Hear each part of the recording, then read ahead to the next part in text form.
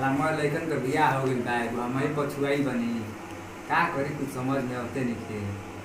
रुका रुका भौजी के पटियावे दे कि ये भौजी हमरो बियाह करा दे। ये भौजी ये भौजी का जी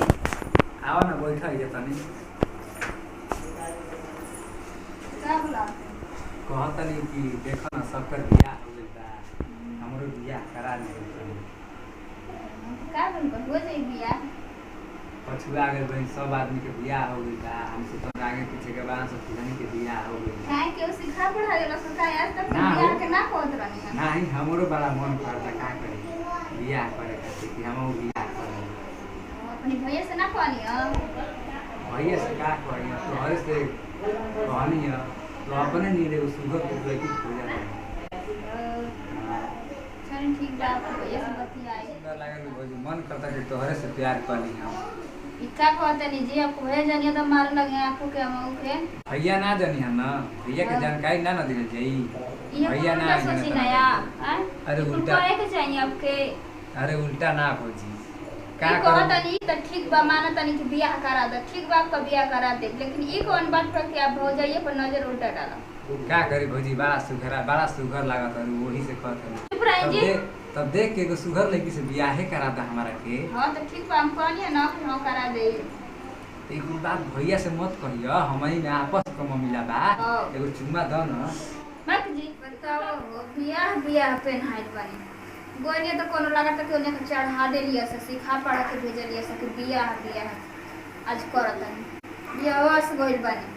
अब देखो कि एगने कहतनी कि ये भौजी मन करता कि तोहई से बियाह कर ले एगने कहे के चाही बताव उल्टा सीधा कुछ सुन सुन के ओनिया से आवत तनी सीख के आज की बस घूमे ना जास त ठीक बा घरे में रह आया ने इनका भैया तो कहतनी ना हेंगन उल्टा सोचतनी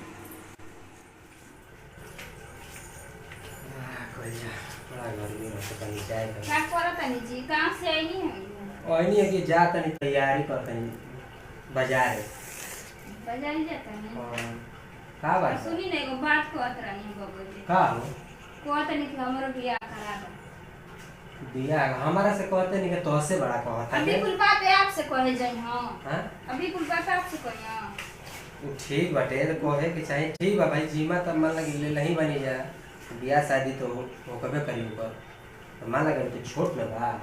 आए का पढ़ाई सबका बियाह होता तो उन्हों का शौक अरे तो ओकर पढ़ाई लिखाई सब देखेगा ना बा भाई पहले ओकर नौकरी मिली तब ना ओकर बिया शादी होई हां बात बुझाता। हां लेकिन उनके बियाह भइल बनाना तब बियाह करा दे जाए अच्छा ठीक बाटे हम समझावा तनी ओकरा के ठीक ना अब समझाए का कि कोई ना कि भौजी सिखा पढ़ा देला के भैया के नहीं ना तो कोनो बात नहीं हम ओकर समझा देते ठीक ना जा घर में जा का करी हो दादा ई तो भाई कहे लगल बियाह करावे खातिर हाँ बड़ हो गइल बाटे मान ला कि अब वो बुझाता जिम्मेवारी समझता अब बियाह शादी हो पर लइका पैका होई अपन घर द्वार संभाले लगी हमरो चिंता खत्म हो जी चला का करे के बाटे ओकर बोलावे द बबुआ बबुआ देर जा कहो भैया बोलो बैठ सब का कहत रहले भौजी सब का कहता बता खुल के बताओ हमरो से तो कह सकेले तू ये तो कहनी के भौजी हमरो बियाह करा दो। बियाह करा दो हां अब पढ़ाई लिखाई का होई नौकरी का होई ई भाड़ में जाओ तब मन करता ना बियाह करे के तब ना भौजी से करनी यार तोरा शर्म नहीं किया होत रे अपना भैया से कुल कहे कि मन करता ना बियाह करेगे शर्म लिहाज के कोनो बात बगना हैं पढ़ाई लिखाई का होई पहले ये होई कि बियाह करबा बोला कुछ पढ़ा दे लिखा बाद में तो बियाह पहले कर लिया जब मन करता था तब ना करनी हां बियाह कर लिया जे पहले तो घर के नाश करे में लागल बड़ा ना कि घर में आओ सा दोनों गोड़ी लड़ो सा नाश लड़ो कैसे तो हरु वाली लड़ो अरे नाश ना ना होई आई तो रोज रोटी बना के खियाई याई तो ये कह ना कि बियाह हम करब ओकरी बाद पढ़ाई और लिखाई करब हां ओही पढ़तो रह लेकिन तो के ई ना समझ में आई बियाह शादी हो जी तो लड़का फैका होई आ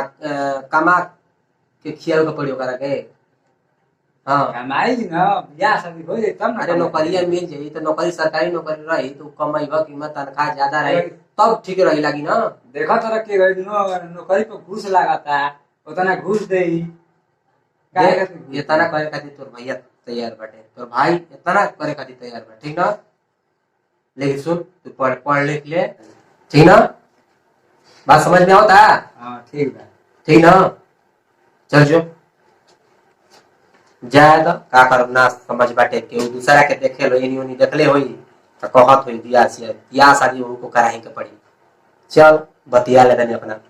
मेहरा से का करेंगे बेटे। चल ठीक बेटे।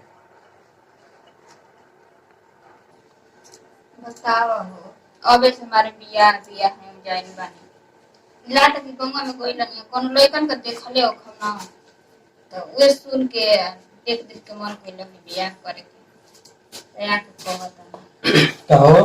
का जी बैठा निमन से बैठा नहीं चाह हां बोल हम तो के कुछ समझावनी है बोलनी है लेकिन अब जीत पर बैठे अब का करेंगे तो का कर ये जाए जी को दे कम से कम घर में हुआ है। अरे यार तो हमार पढ़ाइया ओकर लिख जो पढ़ाओ तनी ओकर पैसा न बर्बाद हो जाई। हां समझा तारू कुछ आजकल देखो तो नहीं नौकरी बिना घूस का नहीं लगा तो इतना पैसा कहां से आएगी घूस ओए ना बतिया बा ओ अब का करूं लेकिन का कर भाई ना तो शादी बियाह कर दिए कि नौकरी लगवा दे हम सुंदर रहते अब हम के ने का करी मतलब पढ़ाई कि बियाह कराए पैसा तरह पहले बियाह करा दे फिर से हां तो पैसा पढ़िए के बचले भाई ना नौकरी खातिर मैं उठ जाई मतलब उनका पढ़ाई बर्बाद हो लगवा दे ना बोल दे कि उनके पढ़ जाई गारा माटी आई कुल एनियोनी घुमल चावल वरण के संगे ये पढ़ जाई बियाह शादी हो जी तो अजय जी को देखते गुड़िया घर में तो कम से कम तनी हम अरे वो तो बात हम समझा तनी भाई आई तो तोरो आराम हो जाई बात बुझाता। हां और अकेले कर सियार आ जाता है। चलो ठीक बा का कराएंगे बेटे बियाह करा दे तनी जब कर मन अकेले घर में नीक ना लागेला तो रही तो हमरे बोले के टाइम पास हो जाए ना। हां वही तो बात समझा तनी कि भाई हमारे मेहरारू को भी आराम मिले का कराएंगे बेटे। चलो ठीक बा का करे अब चलो ओके बता दे जे बुला के चल तो बियाह हो देखनी हो फिर जा हाँ भैया आओ तो तनी ने बोल दो कि हो बियाह बोल दो क्या जी खाना ना खैनी हो